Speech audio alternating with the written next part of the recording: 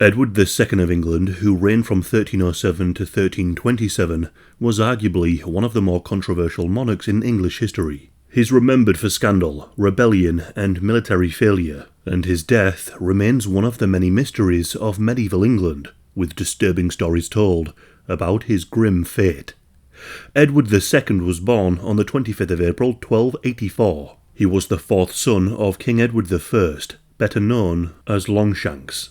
Longshanks was a formidable warrior, carrying out many wars, and is infamous of his oppression of Scotland. With such a formidable and imposing father, Edward II faced a difficult legacy to live up to. Edward II became king in July of 1307 following the death of his father. One of his first acts as king was to recall Piers Gaveston from exile. Piers was a young knight and a close companion. There were some rumours that their relationship was romantic, though this is somewhat speculative. Gaveston did, however, hold great influence over the king, garnering resentment from lords and barons. Eventually, the infuriated nobles soon took matters into their own hands, and they executed Gaveston without any royal consent. Edward was devastated, but he was unable to take any meaningful revenge, showing his weakness as a ruler, and things would only get worse for King Edward, when in 1314 his army was defeated by the Scottish. With power slipping from his fingers, Edward was forced to heavily rely on a man named Hugh Despencer. Hugh was a baron that the king favoured heavily. However, Hugh's son, Hugh the Younger, and Edward grew too close, causing resentment once again. By 1325, England was at war with France. Edward's wife, Queen Isabella, was the sister to the King of France. So Edward sent her to negotiate on his behalf, but instead of negotiating, the Queen plotted to dethrone Edward and to make her son king. Whilst in France, she enlisted some help from exiled English barons and led a small army to invade England and overthrow Edward. Once Isabella and this small army landed in England, their plot attracted support from English barons who Edward had angered. With no support for Edward, he and Hugh the Younger attempted to flee to Ireland, but they were captured and imprisoned by Isabella's supporters. Hugh the Younger was to meet a gruesome public execution. He was tied to a ladder above a fire, had his genitals cut off and thrown into the fire before being disemboweled. Edward was imprisoned at Kenilworth Castle whilst it was decided what would be done with him. Edward and Isabella's 14-year-old son, Edward III, was to be made king. But leaving Edward II alive could prove to be dangerous. Edward was met in his cell by a delegation of lords who informed him that he needed to abdicate. If he did not, they threatened that his son too would be disinherited. On the 21st of January 1327, King Edward gave up his crown, and the day after, his 14-year-old son, Edward III, was crowned king. In order to maintain control, the new regime moved the king to a more secure location, that being Berkeley Castle in Gloucestershire. Whilst imprisoned, he was likely abused and mistreated by his captors, who were paid a good amount to ensure that the former king was kept under lock and key. On the 23rd of September 1327, Edward II's death was announced, though it's suspected that he died well before the announcement. The cause of death commonly attributed to Edward II is particularly disturbing. In a grim reference to his supposed relationship with Gaveston, a red-hot poker was forced into his rear end. However, other accounts do attribute his death to something less obvious, like a poisoning, starvation, or suffocation. Whatever the cause, his death is a disturbing example of the dangers of being a monarch back in those days, and a grim example of the brutal fate that can await them. Next we have Henry VIII. On the 28th of January 1547, King Henry VIII of England died at the age of 55. It marked the end of a life of poor health and suffering from many illnesses. Whilst he is most famous for his 6 wives and his reform of the church, his death too is notable. In his youth, Henry VIII, by all accounts, was a handsome, athletic, and charismatic king. He was 6 feet and 2 inches tall, with a slim, athletic build, noted for his skill in jousting and tennis, but a series of injuries would reshape the king into the form he is best known for. On the 24th of January 1536, a jousting accident caused massive damage to the king. Henry fell from his horse and banged his head. This left him unconscious for 2 hours with severe concussion. He also burst a varicose ulcer on his left leg. The ulcer was caused by a previous jousting injury from 1527, which, although healed, made him prone to more serious injury.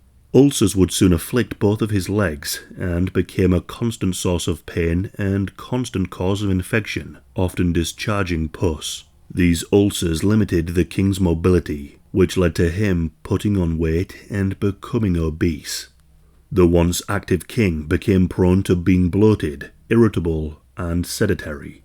It is understood that his constant pain led to his excessive drinking and eating. Unable to joust or exercise, he became increasingly overweight. Analysis of his suit of armour made for him in 1544 indicates he could have weighed over 300 pounds. Towards the end of his life, he was unable to climb stairs or even walk without assistance, often being carried on a chair. Many historians believe that he may have also had type 2 diabetes and congestive heart failure. It could also be that Henry suffered from Cushing syndrome, a hormonal disorder that can cause obesity, muscle weakness, and mood changes, all symptoms that plagued Henry in his later years. Henry's last months were marked by increasing illness and seclusion. By late 1546, it was clear to all around him that he was meeting his end. Henry suffered from immense fevers, fatigue, and his ulcers becoming septic. In January of 1947, Henry could no longer be moved. He remained at his palace in Whitehall, confined to his chambers. He was attended to by a small trusted circle of doctors and advisers. According to accounts, his breath was laboured and his speech faltered, though telling the king he was dying could be considered treasonous, with most unwilling to tell Henry the truth. It would be Sir Anthony Denny, Henry's groom of the stool and close confidant, that would finally explain to Henry that he was about to die. On the 28th of January 1547, Henry VIII died. Whilst his precise cause of death is unknown, it was most likely a combination of heart failure, infection, and complications related to diabetes and obesity. Henry's body was embalmed and kept within a lead casket. His body was transported from his Whitehall palace to his resting place in Windsor Castle. He was loaded onto an extravagant carriage, pulled by 8 horses. The procession stopped overnight at Sion Abbey, and there a particularly disturbing event reportedly took place.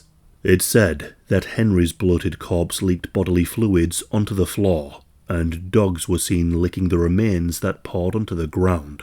Other accounts detail how his coffin exploded, caused by the buildup of gases from his decaying body.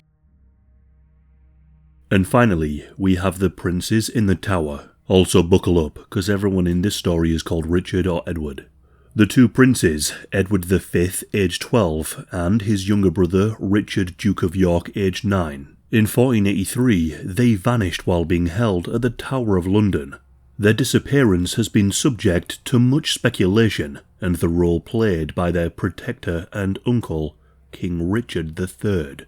Following the unexpected death of the young prince's father, King Edward IV, Edward V was named as the heir, but the young prince would need to come of age before he could govern on his own, and so the king's younger brother, their uncle, Richard, Duke of Gloucester, was named as Lord Protector until the young king was old enough. Edward V was staying in Ludlow Castle when he learned of his father's death. As the prince travelled towards London for his coronation, he was intercepted by his uncle Richard of Gloucester, along with a group of nobles loyal to him. His uncle executed a number of the prince's entourage, placed the prince under his protection, and escorted him to the capital. But this was essentially a kidnapping. When they arrived in London, Edward was held in the Tower of London, which was the usual place of residence for monarchs before they were crowned. Shortly after, Edward's younger brother Richard was sent to the Tower. From this point onward, the two princes were rarely ever seen again, and the coronation was indefinitely postponed. Then came a perhaps not so shocking development. Richard of Gloucester declared that his nephews were illegitimate. Parliament even endorsed this claim, and their uncle Richard was proclaimed King Richard III in July of 1483. After Richard III's coronation, sightings of the two princes dwindled, and by the late summer of 1483, they had vanished from public view entirely. Rumours soon began to spread that they had been murdered. The Tower of London is a fortress prison with an incredibly grim reputation. This place had become their final known residence, and perhaps their tomb. One notable account of the princes' deaths can be found in the History of King Richard III by Sir Thomas More. He describes how the princes were killed on Richard's orders, smothered with pillows while they slept. However, this could be a little political. Sir Thomas More wrote this during Henry VIII's reign, who was the son of Henry Tudor, and Henry Tudor would defeat and kill King Richard at the Battle of Bosworth in 1485, claiming the throne for himself. So it could just be that such an account was used to discredit Richard and add legitimacy to Henry's own taking of the throne. Now, the newly crowned Henry VII too would have had a strong motive to eliminate the two princes. If these princes were still alive after 1485, they could have posed a significant threat to his reign.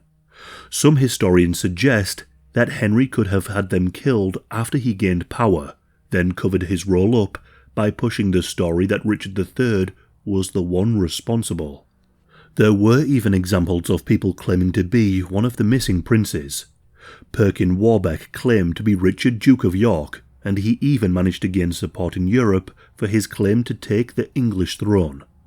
Whilst he did admit to be an impostor whilst under duress and imprisoned by Henry VII, it adds yet more confusion and mystery as to their fate.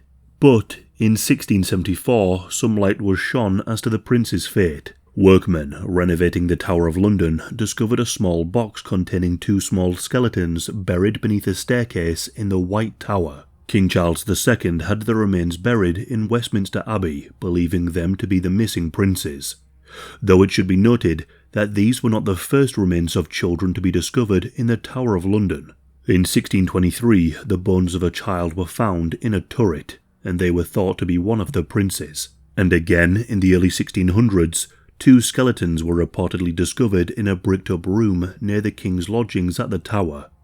Neither of these discoveries were treated in the same manner as the ones found in 1674. In 1933, the bones were exhumed from Westminster Abbey and examined to look for any evidence as to their identity. But limited by the technology of the time, no identification was possible. And until a definitive identification is made, the mystery will remain.